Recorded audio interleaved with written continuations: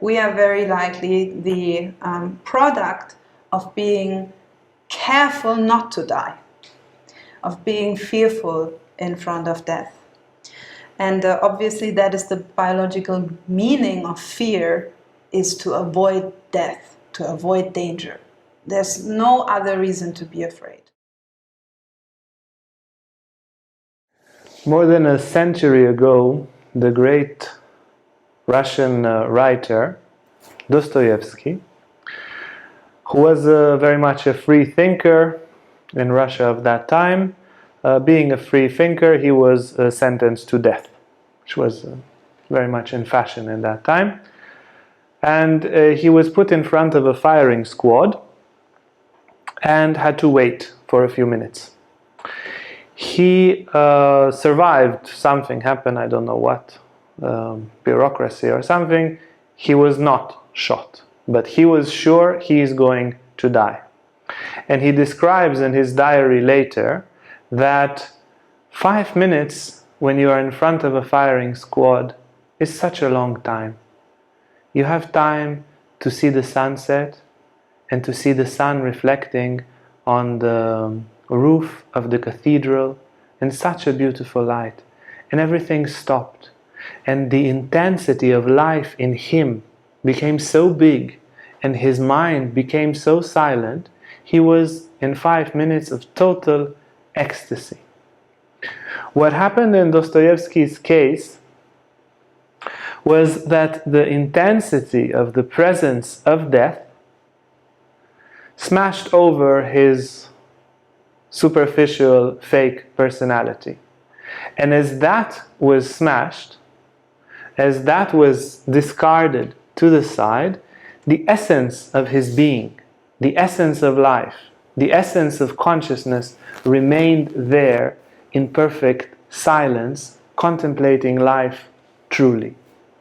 In this lecture, we will speak about how ignoring death creates a false personality and mental agitation, and how facing death inwardly, psychologically, not bungee jumping, inwardly facing death truly will discard, not just for Dostoevsky, but for everyone who is really willing to face the inevitable fact of death. It will annihilate the mental agitation, the fake personality, and bring rise to something inside which is far more essential. We will speak both of the structures of the fake personality and how it is created through this unfortunate process of ignoring death, and then what happens when we start to face death and really have the fake personality out and our true self in.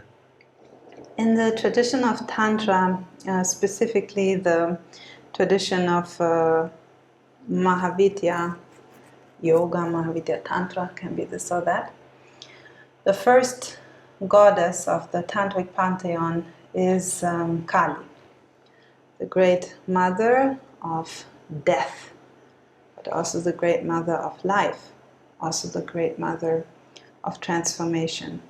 She is considered the first vidya, the first wisdom. Mahavidya, great wisdom, is what it means, great knowledge, great understanding. And when the tantric enters the path, he or she needs to first of all meet Kali, deeply understand death in order to deeply understand life, in order to deeply understand the necessity of transformation, and therefore deeply understand the basically entirety of all the mysteries of the universe one by one.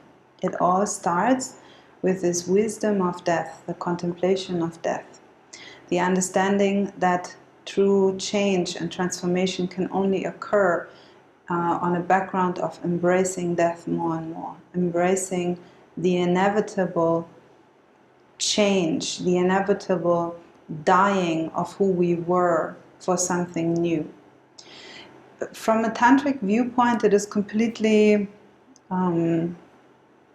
outrageous not to think about death, because death is not only inevitable at the end of life. This is something that maybe is for all of us more or less obvious, that we are infected with this deadly virus, all of us, that is called time. Time, by the way, Kali, the great mother of time as well. So if not something else catches you first, for sure you will die of this deadly virus of time. 100%, there's no doubt about it. But Tantra even deepens this understanding into the momentary experience. From a tantric viewpoint, the problem is not that creation is an illusion and we shall all snap out of the dream of life and so forth. Tantrics don't talk about this at all. The Tantric says very clearly, as long as you run against the wall and you don't pass through it, that wall is real for you. If you get a bump on your head from it, that wall is real for you, for sure. Tantra says it is not the world that is not real, but it is our superficial contact with the world that is not real. And this is certainly true for time and for death. If you think about it, this moment, as it is right now, it will never return. Never ever. Not in a million years. Not in how many ever times you will get reborn and have other bodies and other ages and other genders and other thises and that's. It doesn't matter. This moment, exactly as it is now, it will never return. I remember when I was a child, my brother, he was 4 years, he still is 4 years older than me, but then it was a more significant difference. And so I would be like 5 or 6, and he would be accordingly 9 or 10. And he would always enjoy very much to play all sorts of mind games and riddles with me that were completely far beyond my understanding.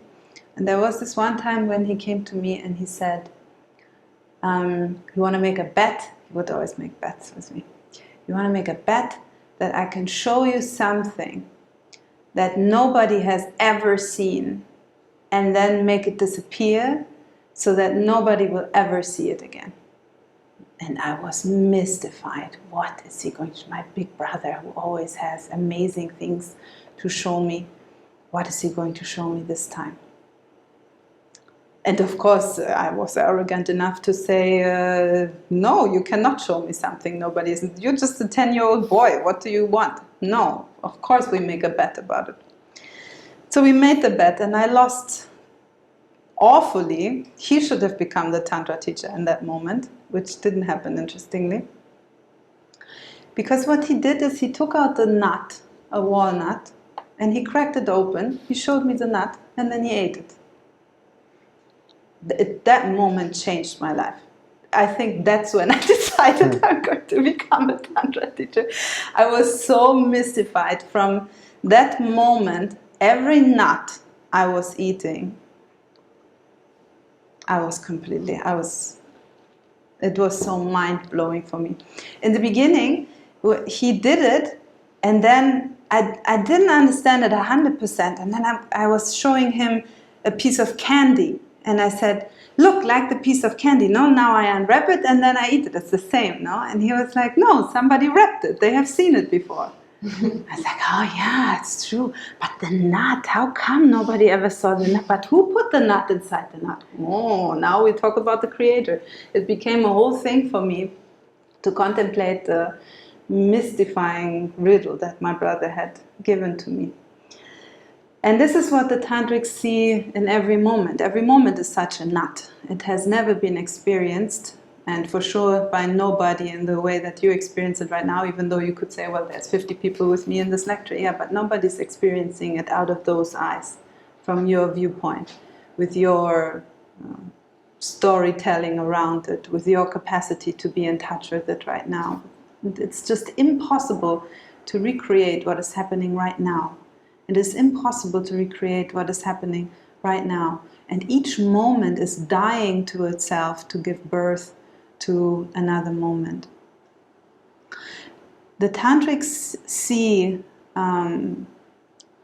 transformation and death as, let's say, characteristics of life. They are necessary byproducts of life. They happen through life or because of life. But biologically speaking, the whole thing looks very different. We are the ancestors of those guys in the past who didn't die in front of a predator before giving their genes further on, and who were not super risky going close to the edge of the cliff, and who were not eating those berries which were not good. So very likely our ancestors, because we sit here, were very likely, biologically speaking, cowards.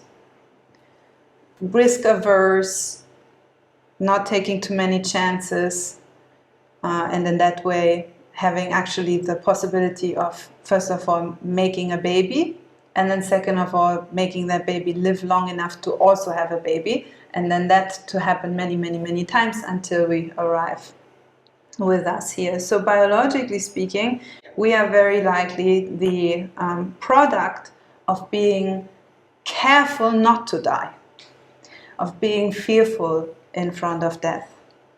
And obviously that is the biological meaning of fear, is to avoid death, to avoid danger.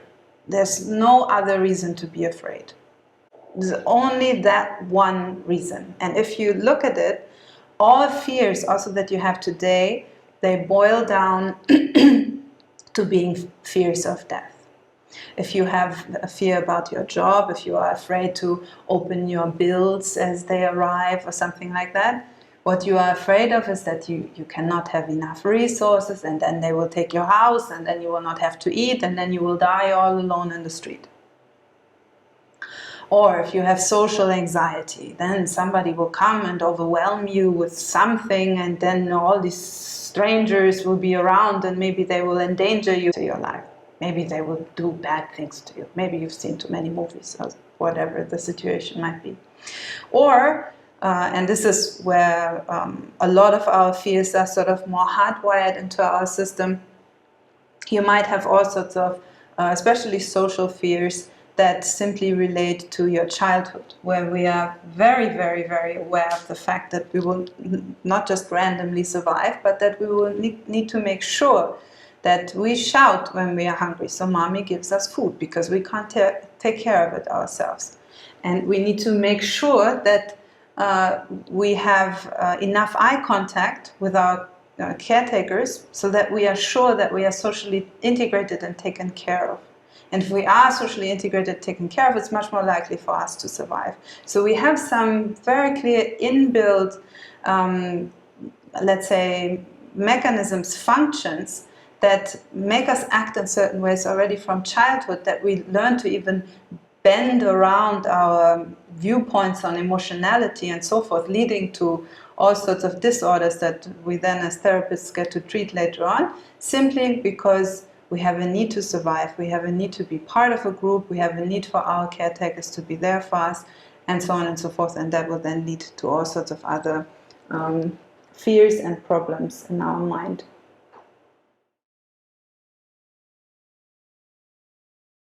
Hey guys, if you like this video, make sure to like and subscribe to our YouTube channel for more content on spirituality, Tantra and more. And if you want to sign up for our online classes or for our retreats, you can see our website on the description below.